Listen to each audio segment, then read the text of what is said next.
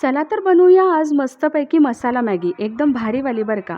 आज आहे मुलांना सुट्टी आणि कारभाऱ्यांचा आहे उपवास. म्हटलं चला शॉर्टकट मारूया. तर आज मी बनवते माझ्यासाठी आणि मुलांसाठी मॅगी आणि कारभाऱ्यांसाठी बनवते खिचडी. तुम्ही पण या गरमागरम मसाला मॅगी खायला.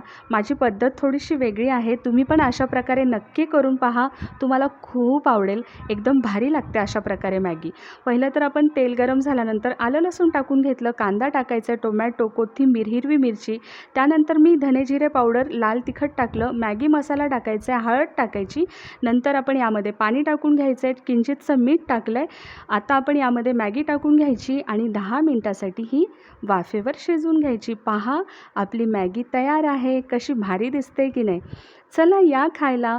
ही पहिली प्लेट स्पेशल तुमच्यासाठी. कशी झाली मॅगी नक्की सांगा आणि माझे व्हिडिओ आवडत असतील तर व्हिडिओला लाईक, कमेंट, शेअर करा आणि जाता जाता सबस्क्राईब करा.